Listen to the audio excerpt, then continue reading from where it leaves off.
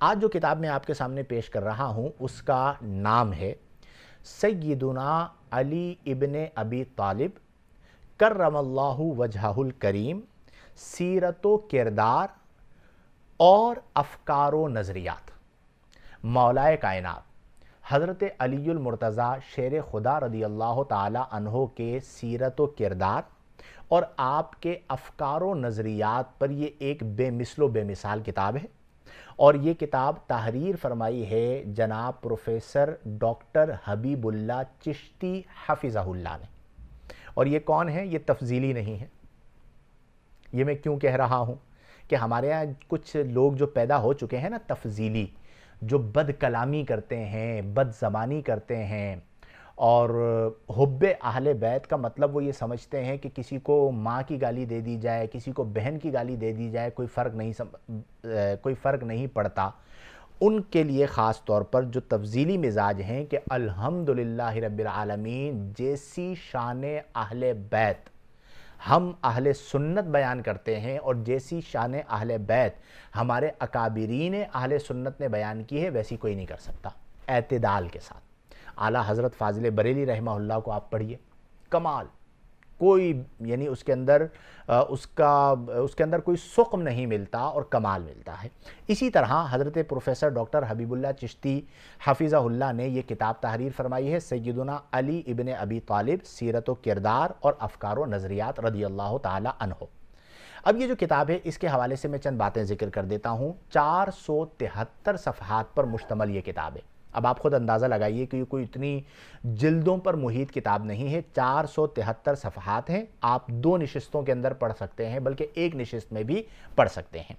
اس کتاب میں جو کام کیا گیا ہے وہ کتنا امپورٹنٹ ہے آپ اسے سمجھیے کہ ایک یہ کتاب آپ پڑھ لیجئے تو مولائے کائنات حضرت علی المرتضیٰ شیر خدا رضی اللہ عنہ کی سیرت طیبہ کا ہر پہلو آپ کے سامنے واضح ہو جائے گا۔ 2 حصے ہیں۔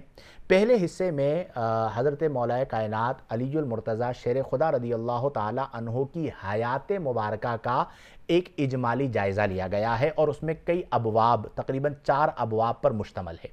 اس میں جو پہلا حصہ ہے وہ ہے حضرت مولائے کائنات کی ولادت مبارکہ سے لے کر ہجرت مدینہ تک کا وقت، یعنی ولادت تا ہجرت مدینہ۔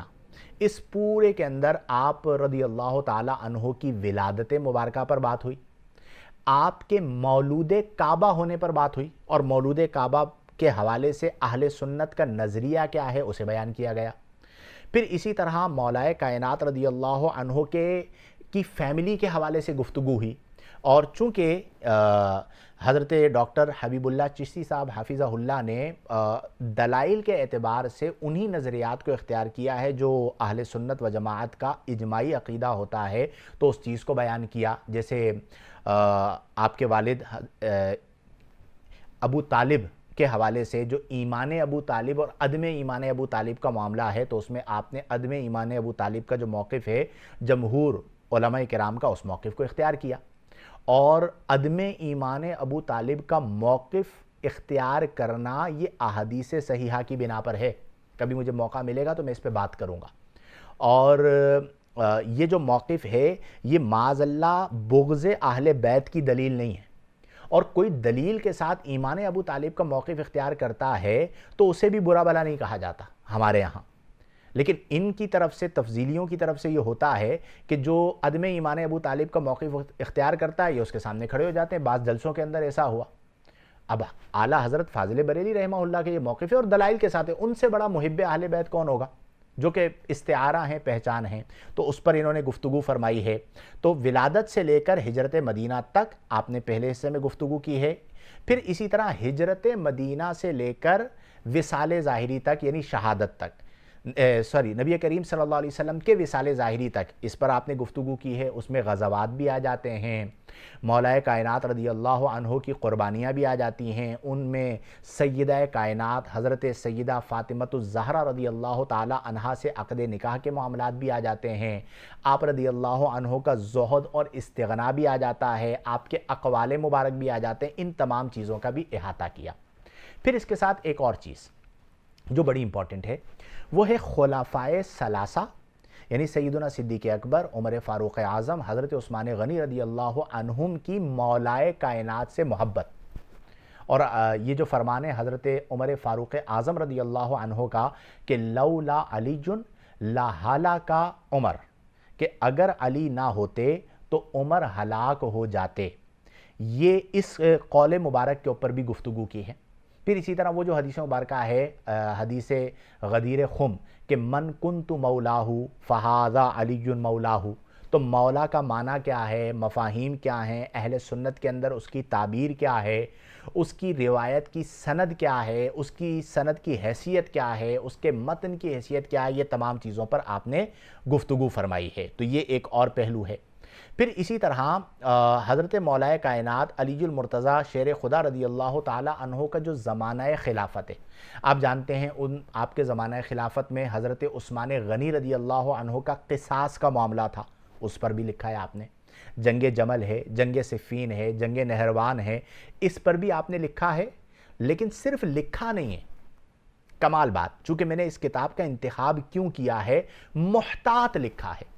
مشاجرات صحابہ جو ہمارے یہاں چل رہا ہوتا ہے، اور لوگ آج بھی دست پہ نظر آتے ہیں جنگ جمل اور جنگ صفین کے حوالے سے، نہروان کے حوالے سے، مشاجرات صحابہ کے حوالے سے، اس پر لکھا ہے پروفیسر صاحب نے، اور کمال لکھا ہے۔ تو اس لیے یہ کتاب انتہائی اہم کتاب ہے، بصیرت افروز کتاب ہے۔ آپ تمام سے میری گزارش ہوگی کہ آپ اس کتاب کو دوبارہ پڑھیے۔ آپ نے اس کا ٹائٹل لگایا؟ جی ہاں، آپ کی اسکرین پر اس کا ٹائٹل موجود ہے، سیدنا علی ابن ابی طالب کرم اللہ تعالی وجہہ الکریم، سیرت و کردار، افکار و نظریات۔ یہ کتاب پروفیسر ڈاکٹر حبیب اللہ چشتی صاحب حافظہ اللہ نے تحریر فرمائی، مصنف ہیں، آپ کی تصنیف و تالیف ہے، اور ضیاء القرآن پبلیکیشن نے اسے چھاپا ہے۔ آپ کو آسانی سے کراچی میں بھی مل جائے گی، لاہور سے بھی آپ کو مل سکتی ہے، اور آج کل کے دور میں آن لائن کا زمانہ ہے، تو آپ آن لائن بھی یہ کتاب منگوا سکتے ہیں۔